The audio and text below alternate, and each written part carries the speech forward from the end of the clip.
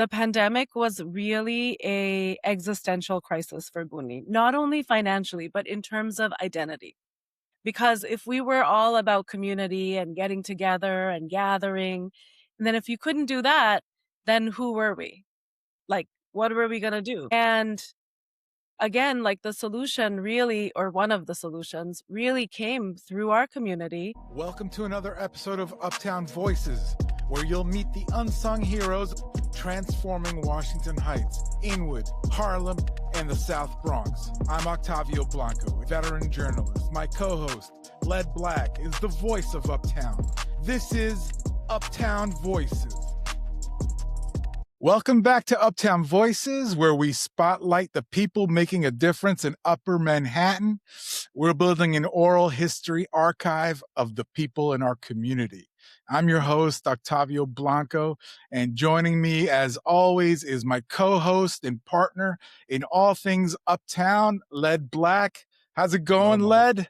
I'm doing good, brother. How you doing? Super excited about this episode. So super excited. Yes, it's an exciting episode. And before we introduce our guest, as always, I want to remind you to please subscribe. Subscribe. Spread that love and subscribe. I was supposed to say that. Yeah. My bad. No, you're good. We're Uptown Collective. Subscribe to Uptown Collective's YouTube page.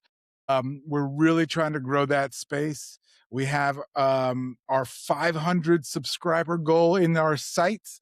And when we reach that 500 level, that's the first step to sustainability for Uptown Voices. And so, your subscription is a great help. So without further ado, tonight we are thrilled to sit down with a neighbor who has turned the simple act of brewing coffee into a powerful movement for community and civic action. She's a global nomad turned a local anchor. She's the co-founder of the beloved Buunni Coffee and a friend of the Uptown Voices podcast and the Uptown Collective. We're diving into her journey and her powerful book, The Coffee House Resistance. Sarina Prabasi, welcome to the show. Hi, thank you. Thank you for having me. And Sarina, again, it's really good to have this conversation. When we first started talking about even doing the show, you were always one of the first people we wanted to talk to. So, I like to think you're like one half of the mighty Buunni Coffee empire. You know what I mean? So before we start digging in how we got here, where are we right now? How many? Because you have the store that's on 100. It's on Pinehurst. You have the one in Inwood.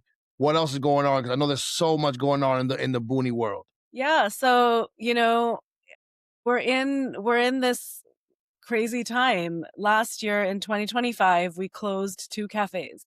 This year in 2026, we're opening 2 cafes. Amazing. I think, but a lot of things have happened in between. We opened a roastery in the Bronx, the first specialty coffee roastery and co-roasting space. Wow. A year and a half ago in Hunts Point in the South Bronx, very intentionally decided to do it there. The Buunni story, it continues to evolve and pivot. I remember talking to you, Led, in the midst of the pandemic. I think you did an interview and I was there, and it's like these twists and turns Right. that has happened.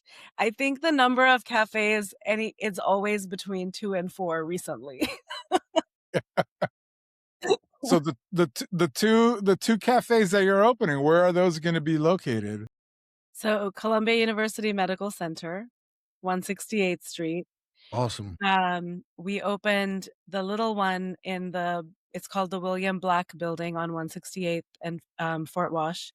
That is mainly internal for staff, students, residents, everybody that works inside the building. We opened that last week. And then Wow, on May 4th, congratulations. That's Thank you. awesome. Thank you. Yeah, it's a pretty big deal. It's a very big deal for a company like ours. As you know, That's right. most of you who go to universities, you go to hospitals, you go to those large institutions, and the coffee shops and the restaurants that you see there are not us. So this is a really big deal.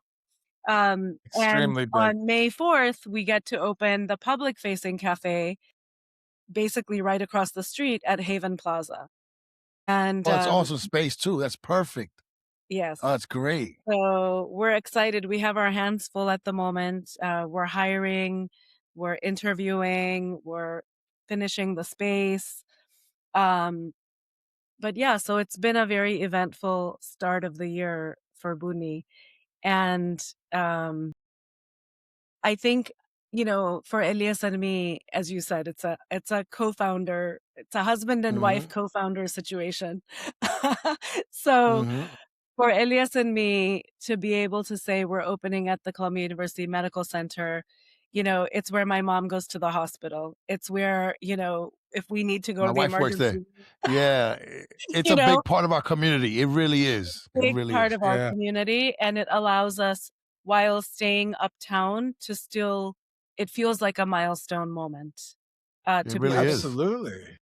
It's Congratulations. That's growth. It's wonderful. it's Thank you. growth. Thank It's very good type of growth because number one, you stay uptown, and number two, I mean, it's actually like sustainable growth. Sometimes people get very overextended when they grow quickly, but this is like I feel like it's a perfect kind of Yeah. situation. So you've It's a been w it's masterful at a making it happen. Yeah, it's a win-win because also for the people there, right? It's a hospital for they and students. They need good coffee, right? So you're also giving them a good product, right? You know what I mean? Like yeah. that's also super important. It's a win-win for everyone. So, and let me ask you a question: with the other development of the the roasting house in the Bronx, what does that add? Because that I know that was done strategically. What does that add Yeah. to the rest of the Booney, stores? Yeah. I mean, we have been roasting our own coffee for a long time. In fact, when we started, we were roasting coffee in our kitchen. Um, that was not sustainable. But but it was a good start.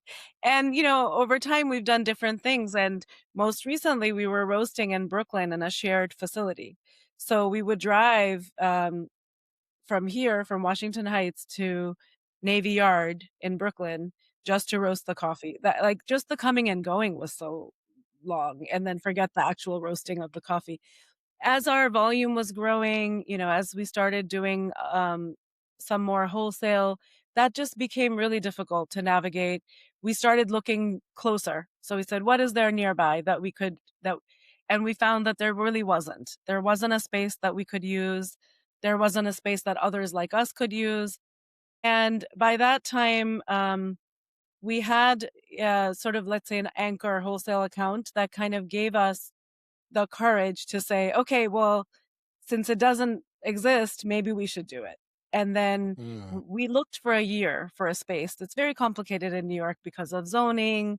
Coffee roasting is still considered like how it was in the old days, dirty, smoky. It's not like that now.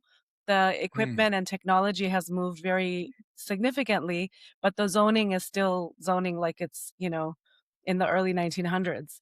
So we had to find the right place, and finally we found this space in Hunts Point, and it's been a little bit over a year and a half now, and it's a like you can think of it as a co-working space for coffee people.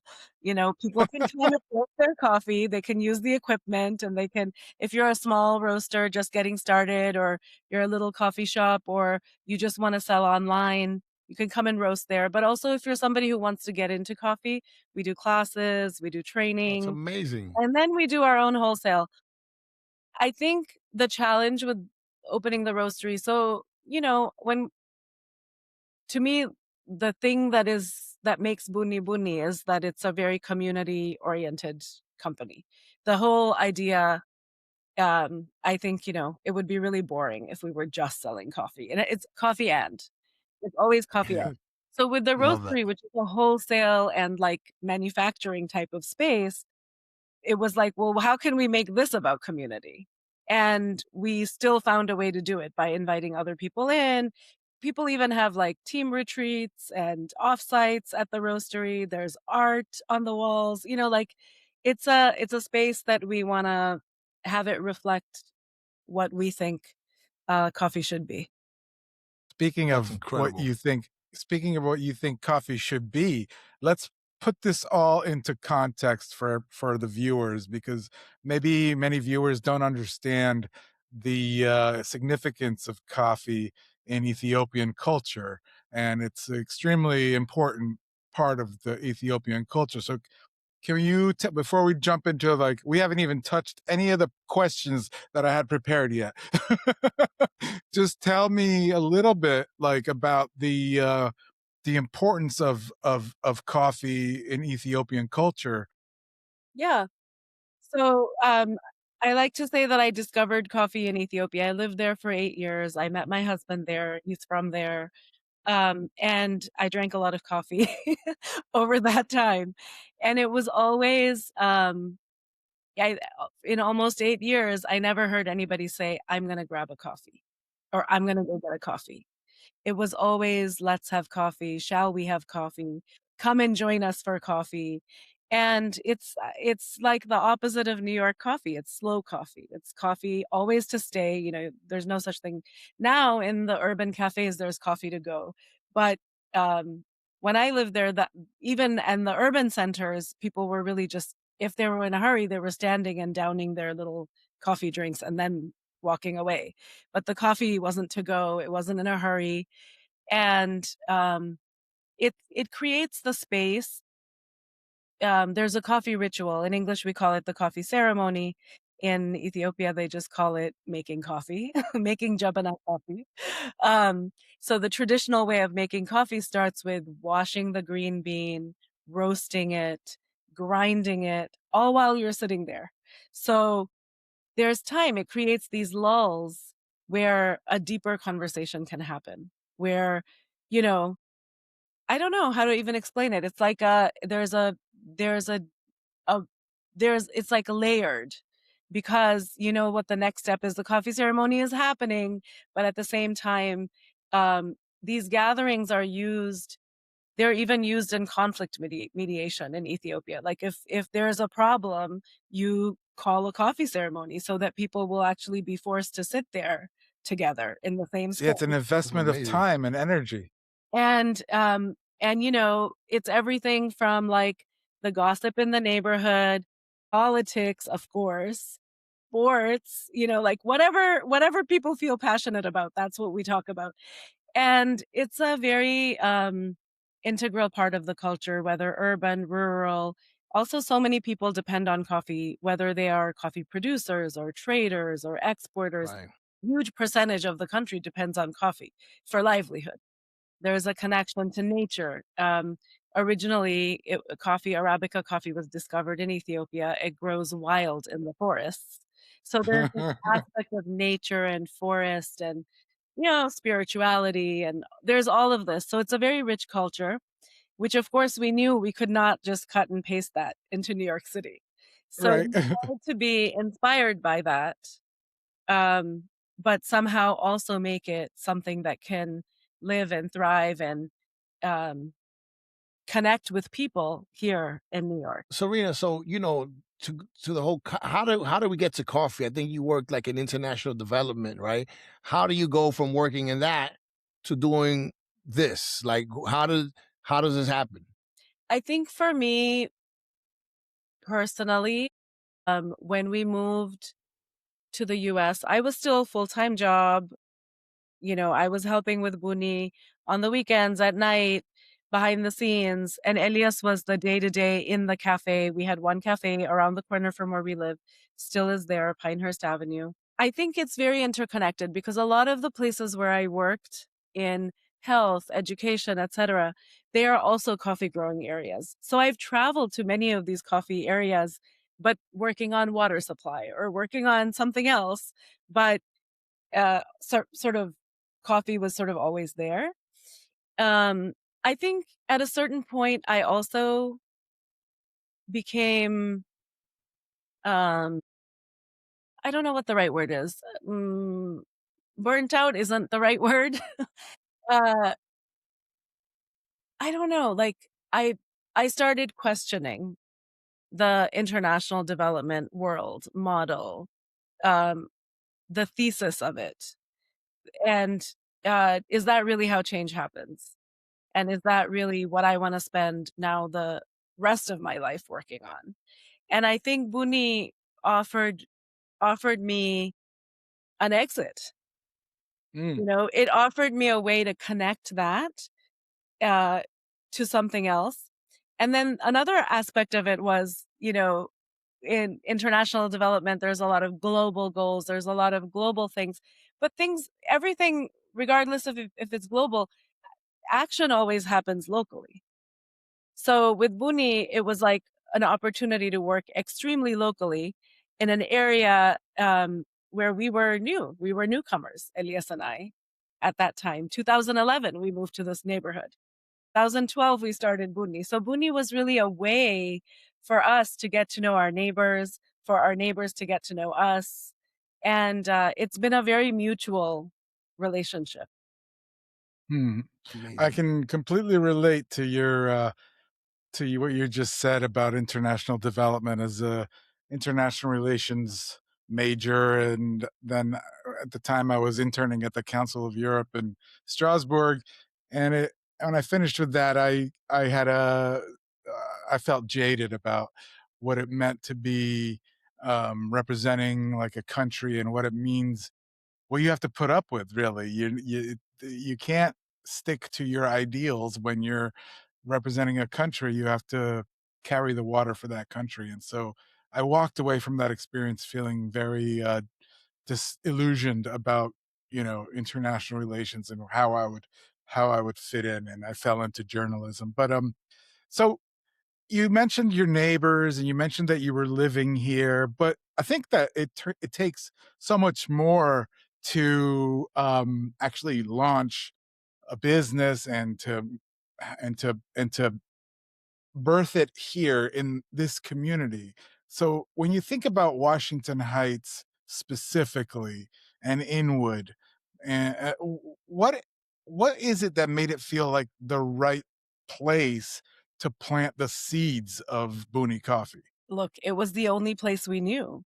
We arrived. We arrived into this neighborhood, and this little area was all we knew really of New York.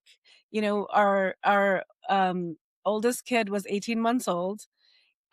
We met a lot of people at the playground. We just navigated this neighborhood, and our very first sort of forays into trying to figure out how the business would be, how would we start this business? Um, it was really daunting at the time. And like, I don't want to make light of that. It was really daunting. It felt like at that time, we didn't have a business network. We didn't have, you know, when we moved here, we knew two people in this neighborhood. One was a friend and one was a cousin. So that was the entirety of our network here. Um, and I've worked in other places. I went to college in Massachusetts. I lived in Washington D.C., but New York was really new to me, and so it was really put together piece by piece, and there was a lot of research and learning and asking and like trying to figure things out that went into that first couple of years. And luckily for us, something resonated. When we opened the doors to that little tiny cafe on Pinehurst Avenue, it resonated with our community and people showed up. And to this day, people continue to show up. And that is the blessing. Because when I think back, there are so many things that could have gone wrong. It could have been a disaster, but it wasn't. And so therefore, here we are having this conversation. I mean, it's nuts to me, like the risks we took and like Mhm. that sort of like there, it kind of did feel like there was no alternative. So either Mhm. we were going to do it or what, you know? And to be fair, there were certain benefits and like privileges. I don't definitely I have to acknowledge that I was working. That was the safety net. I was still working. Um and we were trying to grow this business. But it really started very grassroots, community festivals and like the Easter egg hunt and like taste this coffee. Do you like it? And people would be like, oh yeah, where do we get this?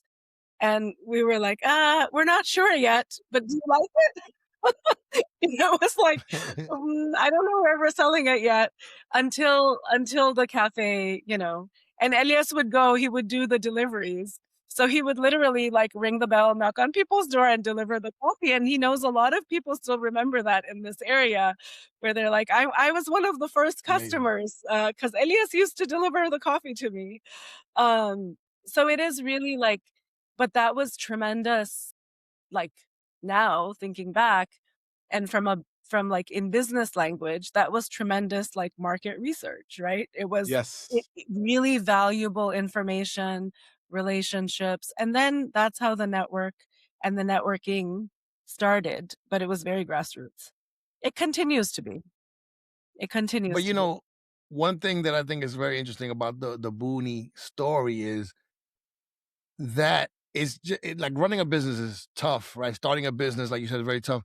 But then you had the pandemic, right? Like this once in a lifetime, calamity, right? That you pivot or you plummet, Yeah. right?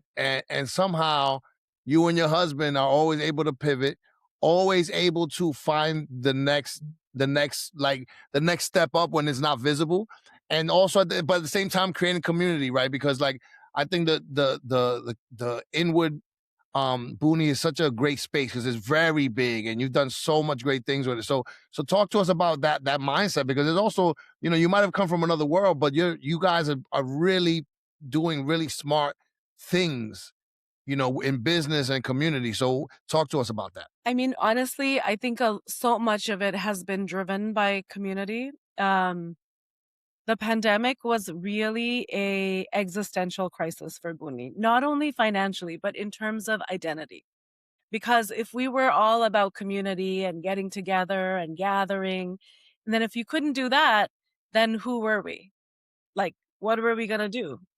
Um, and again, like the solution really, or one of the solutions really came through our community where I don't know if you remember this, but we started doing.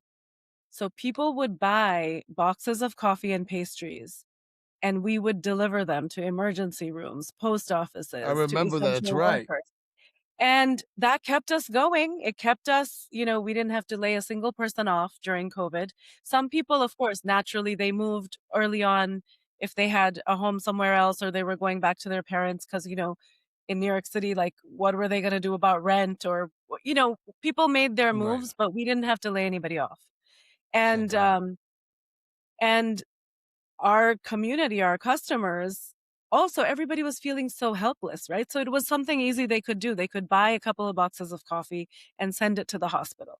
And there we were, delivering coffee and pastries and like these notes that kids would write on the bags, like saying thank you and drawings.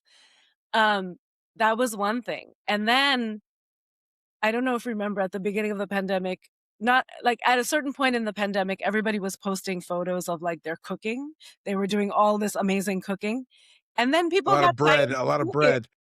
Yeah, bread, sourdough bread and like all this stuff. And then people got tired of cooking, right? So we were like, okay, you know, we we are a coffee shop. We're not a restaurant, but we're like, okay, well, we know how to cook Ethiopian food. Maybe people want this food. So we started doing these meals and anything to sort of keep us going to the next. And a lot, also the fact that we had the online store really helped during that time because a lot of people were buying things.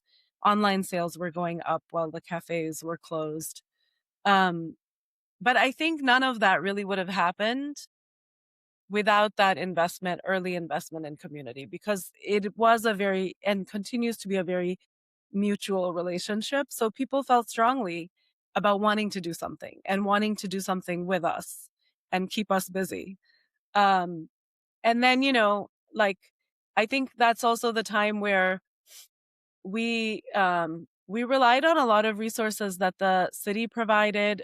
We renegotiated all of our rents. The one place that would not renegotiate our rent, we closed in Riverdale. We closed that cafe. Um, but there was a free legal program, right? The commercial lease assistance program. in the city. They gave us lawyers to renegotiate our leases. So like we really looked at everything, tried everything. We got some grants. We like it was really all hands on deck. And by that time, I had just quit my job in 2019, at the end of 2019. Wow. So it was, on the one hand, it was scary. On the other hand, I could now be full time devoted to this and the family and like figuring out homeschooling. And, it gave that flexibility that I would not have had I been still working full time. Whoa, Amazing. homeschooling on top of everything, and oh gosh, and on top of everything else, you're also an author. Your book, "The Coffee House Resistance," is been out for a minute, and uh, I wonder if, well, first off, how did you do that? And second off, is there something about our neighborhood's history of activism that you see reflected in that concept of the coffee house resistance? Yeah, a lot of time, I think when I think of the book, I think, oh my God, what an innocent time that was. I thought it was bad in 2019. And here we are in 2026, and how much worse the political environment and the even I don't know, the space to for expression, which is why I really admire what you all do, because Thank you. that space of journalism, of freedom of speech, of expression has shrunk tremendously in the time since I wrote that book. Today, I don't know if I would have written that book, you know?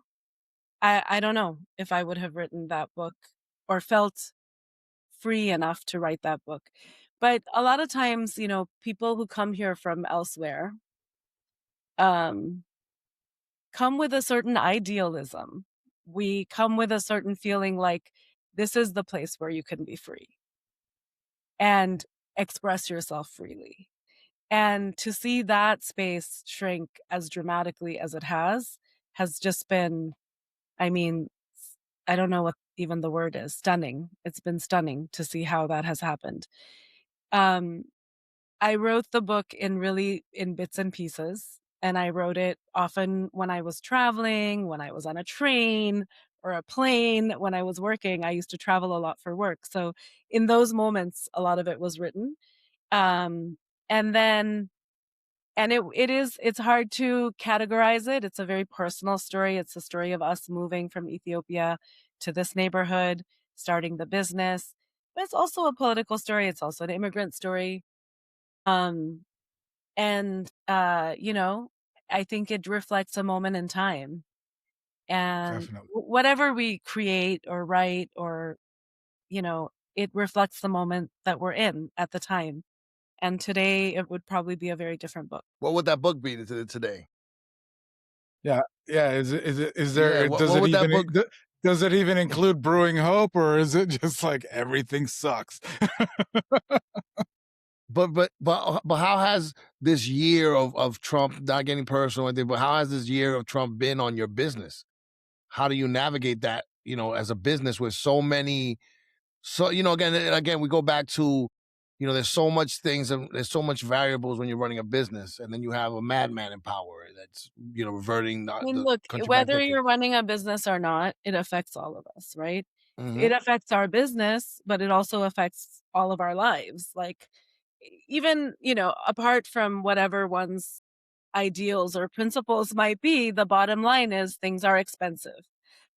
We Hmm. had tariffs for no reason. We now have a war that is causing, again, prices to increase.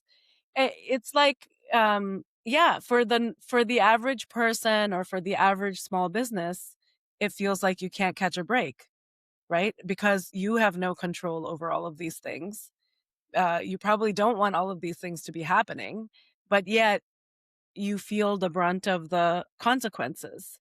Um, and so it's frustrating. It's been a roller coaster, like in terms of the economic environment, it's been a roller coaster. Um, in terms of price of green coffee, like the price of many commodities.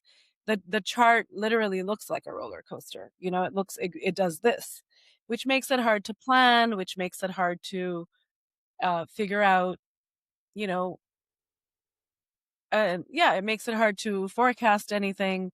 And I think on a micro level, it's the same for families, right? It makes it hard to know, you know, can I afford this, or should I save? Should I be worried? Should I take, should I make a move? Should I not? And on even the largest um, businesses, I think, are being very cautious. So people aren't making big moves. People aren't making big decisions.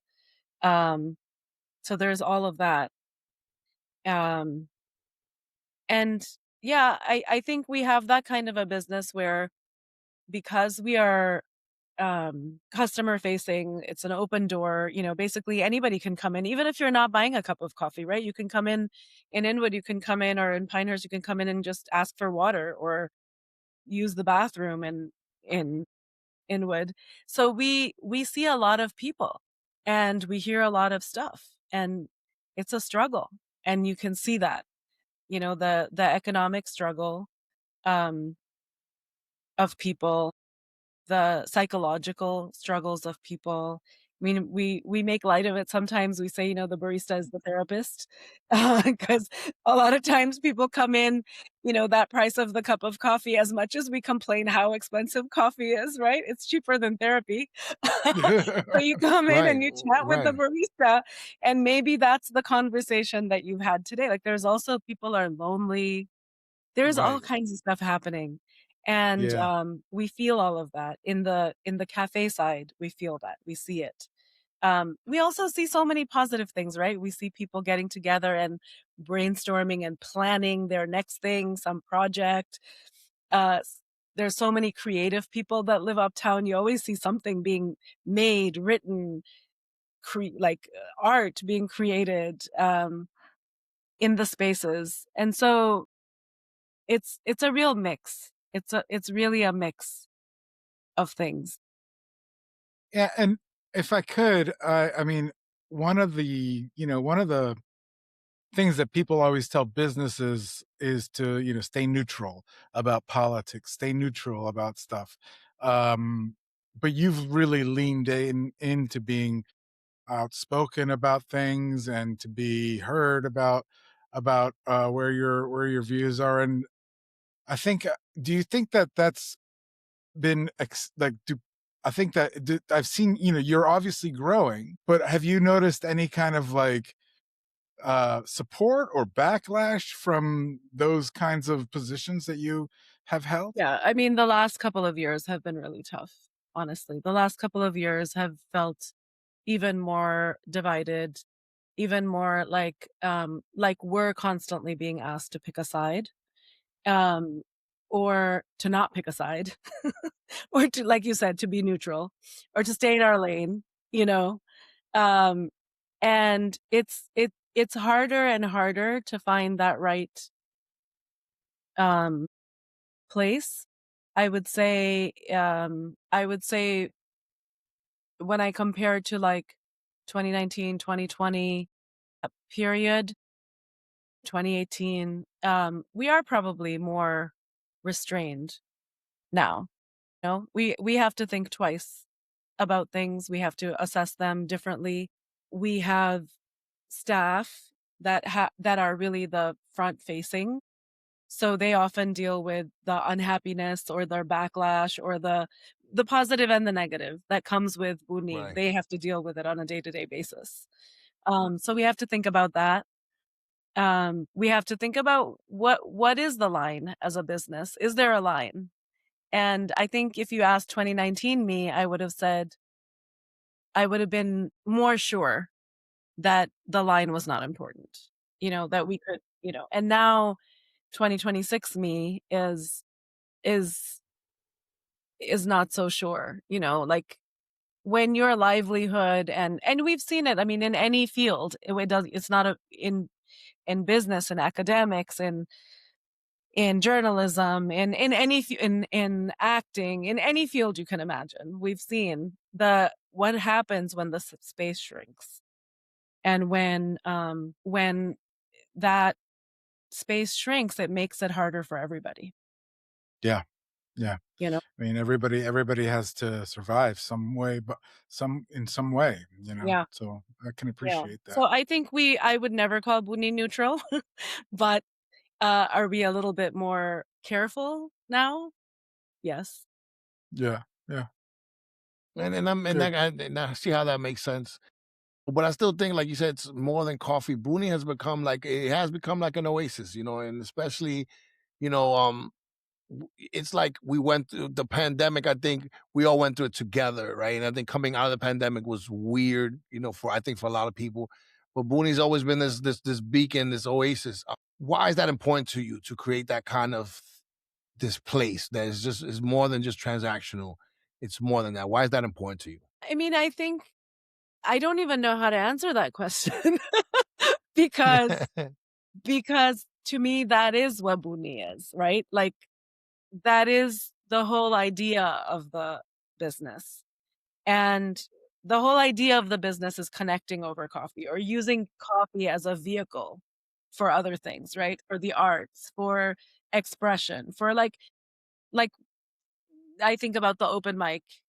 We have a monthly open mic at Boonni Inwood, and like that's as important, it's as part of Boonni as making a cappuccino or, buying a bag of Boonni at Trader Joe's. Yeah.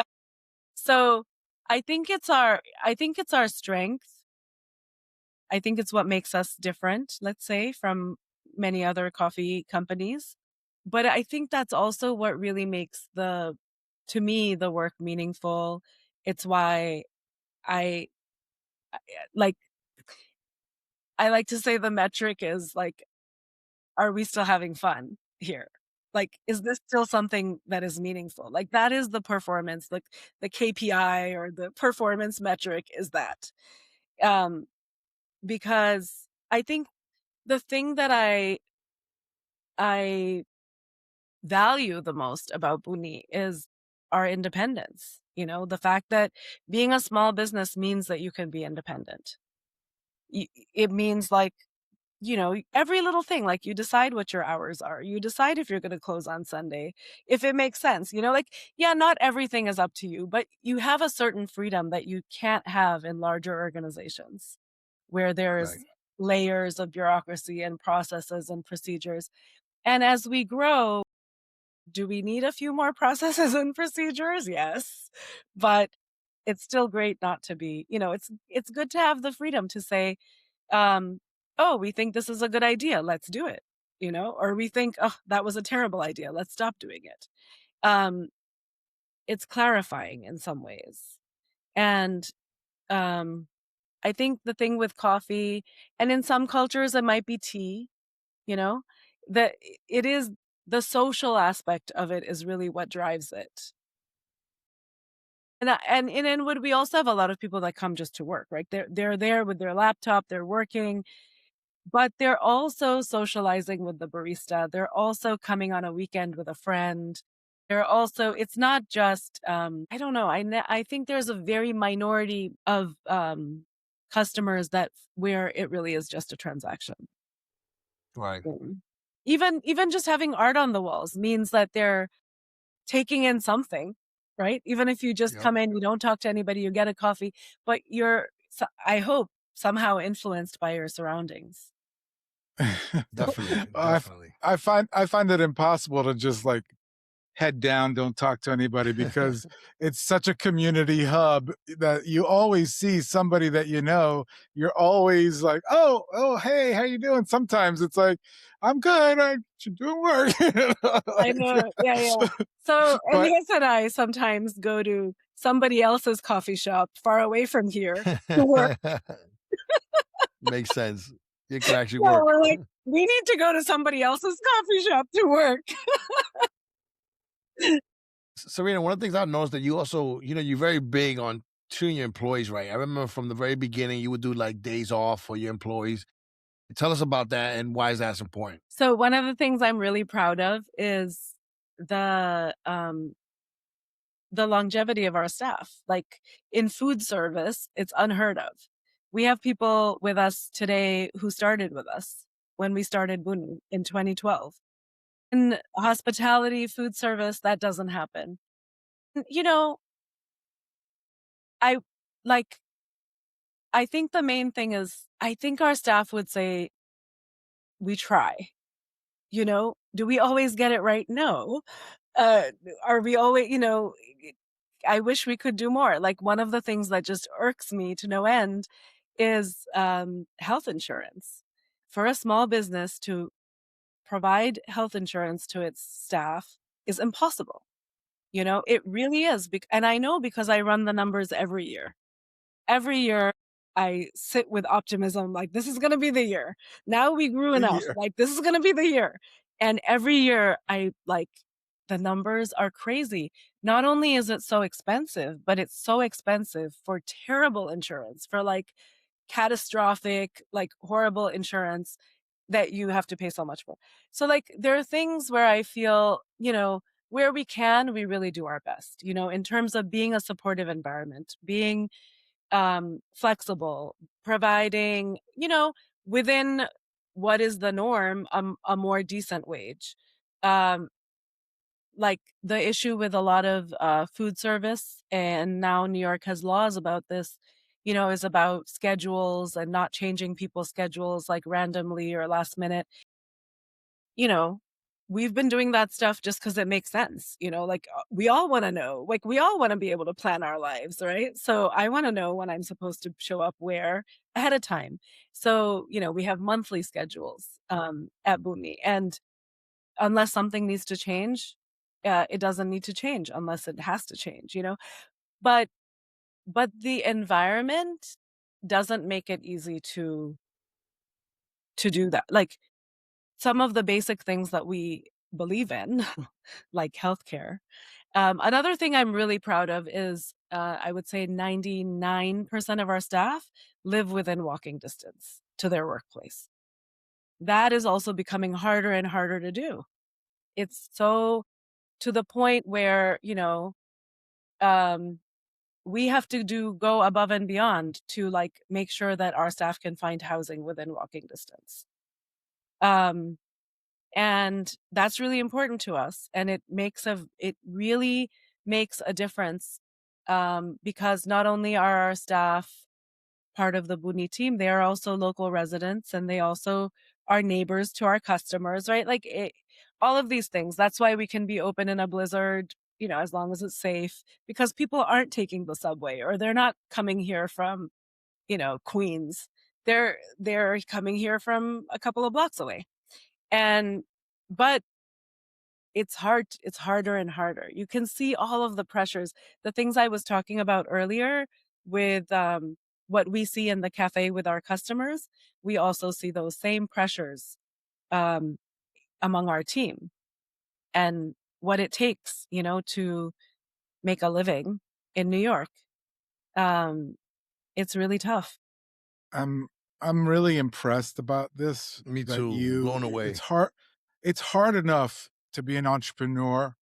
It's hard enough to launch a business. It's hard enough to do the day to day. Now you're also adding additional layers onto that, which is, ho- staying true to your beliefs, staying true to your worldview, staying true to your standards. So I commend you on that, and I appreciate it.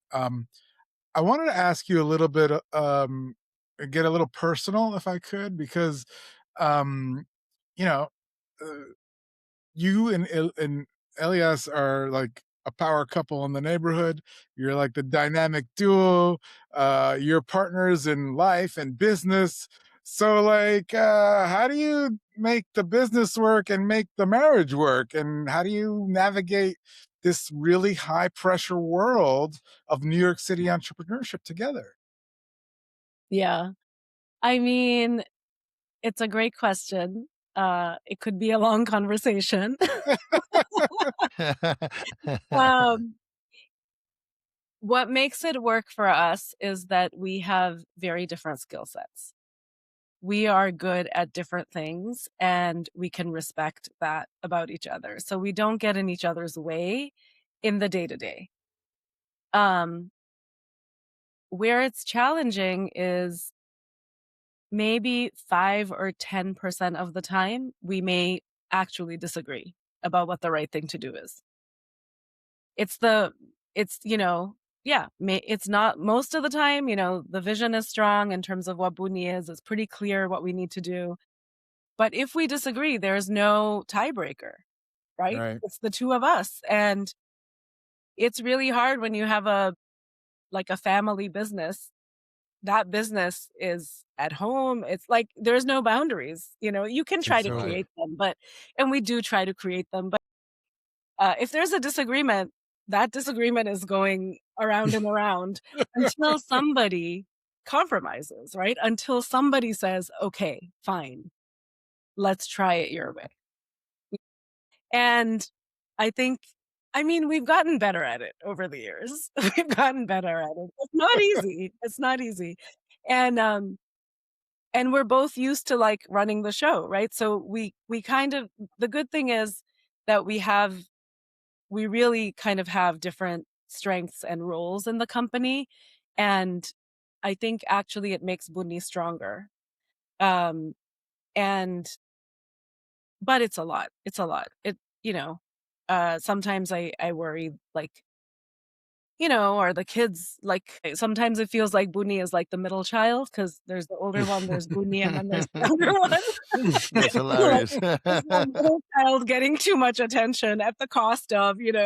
But our kids are pretty good about telling us. They're like, "Okay, stop working now," or "You're Yeah. so boring. Stop talking about this all the time," or you know how kids are. They can help Mhm. put things into perspective. Yeah, yeah, but that's real. That's very, Yeah, very real. I yeah. appreciate And that. New York is such a for all of its energy and for all the reasons that we love it, right? It's also can be the environment itself is so intense. So, it's hard to relax here. It's hard it's not a Yeah. relaxing place. No, So, it's you not. add, like, kids and school and business and, how does anybody manage? I don't know. It's gotta Um, be very intentional. Relaxation is very intentional in New York. Nobody call me. I'm off the grid. I texted the family chat before I sat down here saying, "I'm gonna be on a podcast. Don't open the door until I come out." Oh, that's funny. Yeah, I can see that. Uh, you know, I was really blown away by, the way you talk about the people that work for you, and I think that's super important. Right now you're hiring, right? You said, so if someone wants to apply to be part of the team, where do they need to go? What do they need to do? Yeah, so we usually share on our social media, on our Instagram. You can email info@buunnicoffee.com, as well. We usually just ask for a resume and a little thing about why you think we should hire you. And, right now we're hiring for the 2 cafes that are gonna be very busy, so we are looking for people with experience. But there are a lot of people at Buunni that, learned on the job. So if you really wanna work at Buunni, don't let that uh, dissuade you. Be persistent, I would say. And come into the cafe, talk to the staff. They're the best people to talk to about what it's like to work here. They'll tell you. And yeah, I would say if there are people who are interested in joining the Buunni team, then and if you don't have a lot of coffee experience, but you're great with people, or show us what you're good at. And like the coffee stuff you can learn. Nice. And you said it opens May 4th? May The 4th new is the one on Haven Plaza. It's a soft opening. It'll be a soft opening, we'll be refining things. But it's graduation season and commencement is gonna be happening, so we wanna make sure we're open for that. And the one that's inside the black building, that is already up and running. It's, week 1. So, that is, for people who most people who work there or Yeah. sometimes patients also can come in, yeah. What is Yeah. the address of the one that's opening on May 4th? Because it's the building where I guess Columbia used to have like a bookstore. Is that where that's that Yeah, building? so there used to be a Barnes& and Nobles that had, like, Right, textbooks and Columbia right. merch, and there was a Starbucks, and they were connected. That Barnes& and Noble area is becoming a student lounge, and what Uh, used to be Starbucks is gonna become Buunni. That sounds that's even funny to say amazing. it That's that way. that's That's awesome. amazing. That's amazing. When have we What's the ever but heard of that? what is the address? So it's 701 West 168th Street. So it's basically Nice. 168th, and there's Haven Plaza. Every Tuesday, there's a farmer's market Beautiful. there. Yeah, it's There's outdoor perfect little area. seating. So that one, I think, yeah, that will be a great community-oriented space. And we're carrying on the Buni tradition, like we wanna have events, we wanna have art, we wanna have, groups that wanna meet. So, but just like, give us a little bit of time to get up and running. That's it. Okay, That's for sure. I have a question for you, and this is one of those like, if you could, if you could have one person, past or present, sit down for a coffee at Booney to talk about the future of New York, who would it be? Oh my gosh. That's a tough one. Yeah, this is the type of question where my brain just freezes. Yeah, I Um, know, I know. so our mayor came to Buni, but he wasn't the mayor yet. He came during when he was campaigning. I would Nice. love to have him back as the mayor, That's right. Yeah, and talk to him about the future of New York City. I think that would be a very appropriate topic I for his agree. yeah, role. I So, totally agree. yeah, maybe you all could be, the facilitators, That's right. Mayor interviewers. Mamdani, come uptown to Yeah, Booney. That's right. yeah, yeah. Well, hopefully we'll see Welcome him back. soon, and we'll Yes. bring him uptown. I mean, I found his administration to be extremely eager to work with folks like us. We're very appreciative of that. Yeah. I think it's wonderful. So, we do want to respect your time. So, I don't want to belabor this, but you've been in Uptown now and working Uptown, and you've got this business. Um, you've met so many Uptowners. Is there anybody who you could say has from Uptown, from the community, who's sort of like inspired you or keeps you in check, or somebody that you really appreciate from all the people Uptown that you've come into contact with? Another tough one. Another tough Yeah. one. That's a really hard one. You just keep asking things that's so hard, I Octavio. know. I know. It's really tough. But when you asked me that question, somebody came immediately to my mind. Yeah. Um, Her name is Melody. She was a Boonie regular, at Pinehurst. You'd always find her at that communal table. She was like the host. She would know all the other customers and everything. And due to an illness, she can't come as often anymore. But she was the orchestrator of one of the most fun and amazing things that has ever happened at Boonie, which is, I was talking to her one day and I said, I think I should close the shop one day. We want to, like, everybody works in shifts, so we can never all get together, right? And it was summer, and I said, I just want to take the staff to the beach. And we'll just close the cafe for a day and we'll do a beach day for the staff and for us. And she looked at me and she had this like twinkle in her eye and she said, well, maybe you don't have to close. Maybe we could babysit Boonni. And so from that idea came this thing. It was August of 2017. The customers watched the shop and we went to the beach. Amazing. Um, and it was the most amazing thing because we had a sign up sheet. People signed up for shifts, like, 1 hour, 2 hour shifts. We had Yeah. more people wanted to work at the cafe than we even had shifts. But Melody, like, was the orchestrator and organizer of all of that. So That's amazing. um, that twinkle in her eye and that sort of creativity, I think that's something really special. And I'm still in touch with her. And even though she's not at the cafe sitting at the table, she's there in spirit for me always.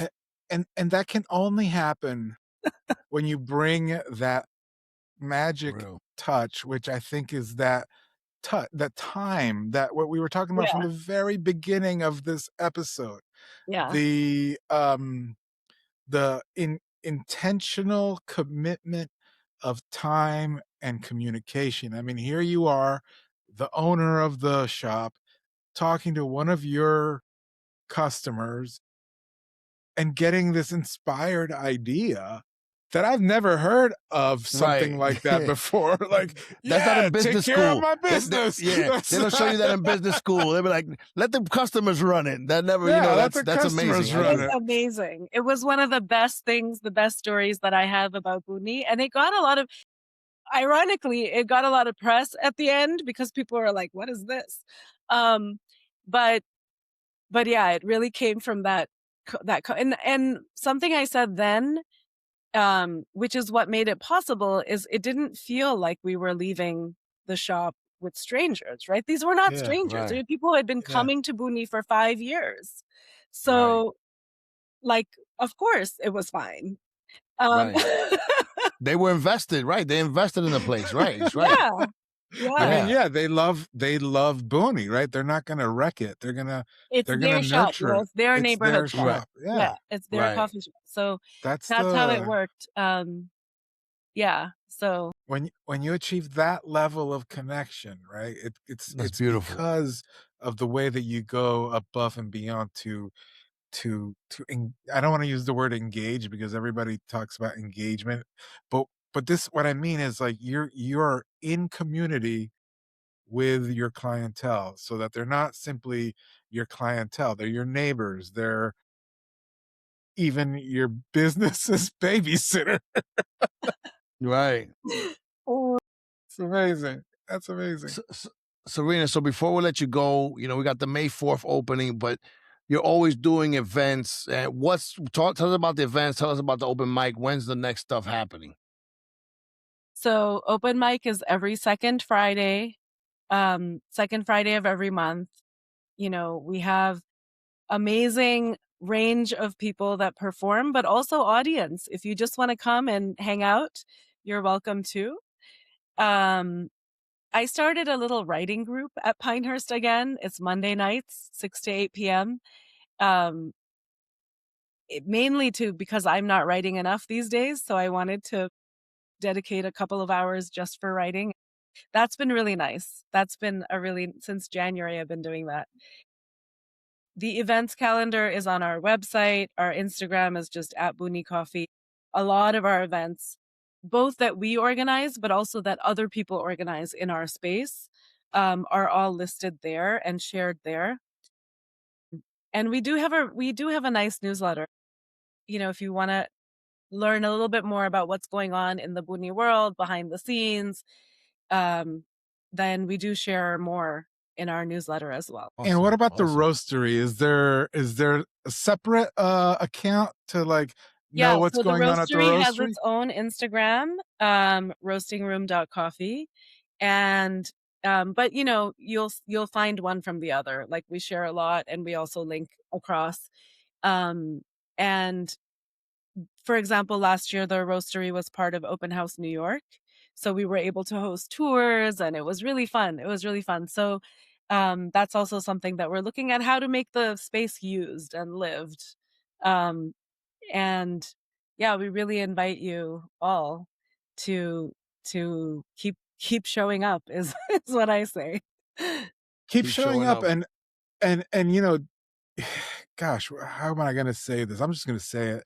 You know, coffee can be expensive, but when you go to a place like Starbucks, you're getting just the Starbucks experience, right? For whatever that is.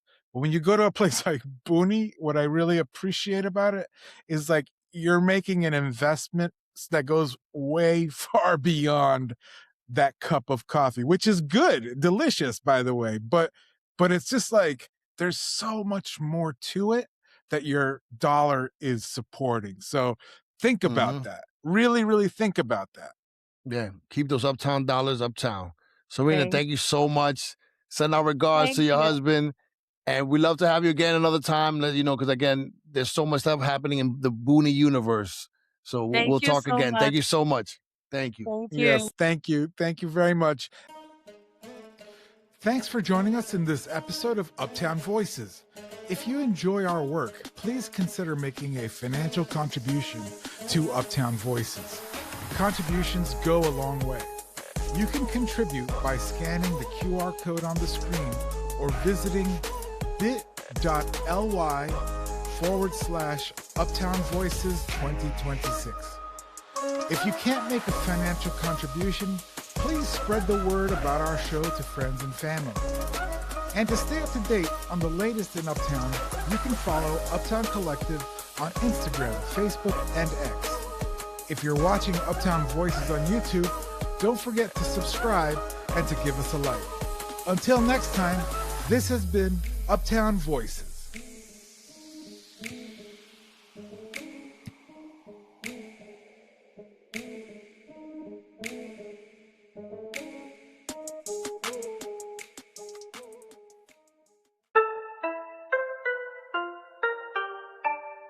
Hey yo, Kyla, okay, loca, yo, caldo.